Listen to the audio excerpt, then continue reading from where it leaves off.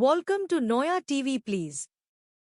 Subscribe my कुछ channel. Vimla, lakh जतन करने के बाद भी महीने के आखिर तक हाथों में चमन्नी भी नहीं बच पाती।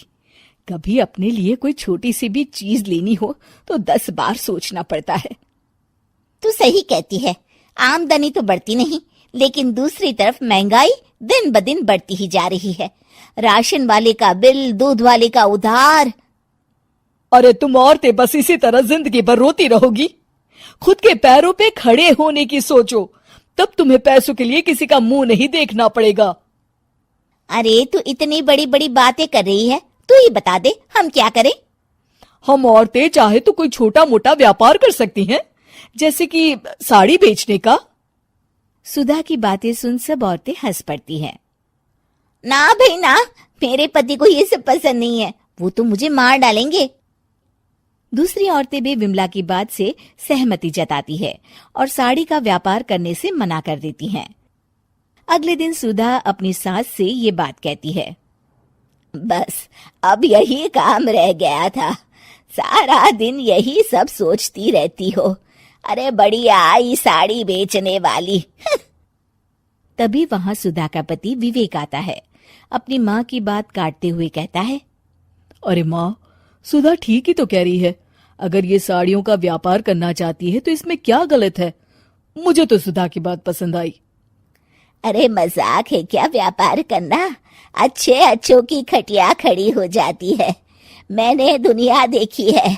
बेटा तुम लोग ज्यादा हवा में मत उड़ो, और फिर साड़ियाँ खरीदने के लिए पैसे कहाँ से लाएगा?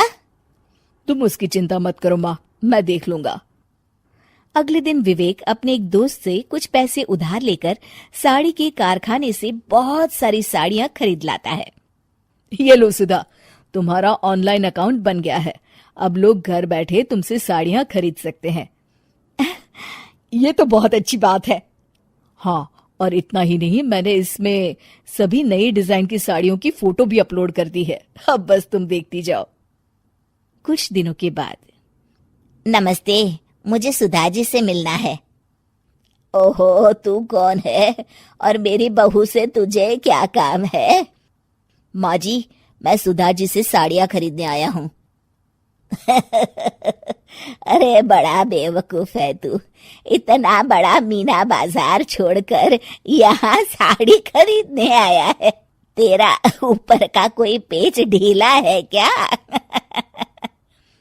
अरे माँ जी, आप नहीं जानती, आजकल ऑनलाइन का जमाना है, समय और पैसे दोनों की बचत होती है।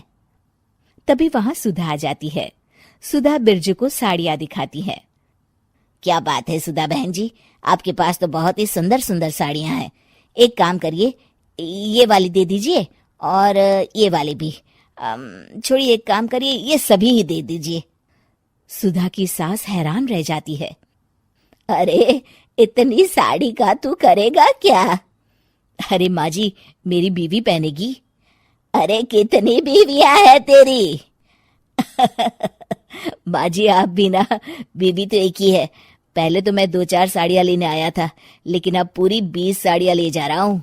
ये लीजिए सुधा बहन जी, आपके पैसे, चलता हूँ। धीरे धीरे सुधा के द्वारा घर में खोली गई छोटी सी दुकान चल पड़ती है और देखते ही देखते सुधा के घर ग्राहकों की लाइन लग जाती है। पैसों की आमदनी देख सुधा की सास की आंखें फटी की फटी रह जाती है। जा बहू, अब तू थोड़ा आराम कर ले, इन लोगों को मैं साड़ियाँ दिखा देती हूँ। माँ जी आप? अरे हाँ हाँ, अब जा भी। इस तरह सुधा की सास भी उसके कारोबार में हाथ बटाने लगती है। देखो सुधा, तुम्हारा व्यापार तो चल पड़ा।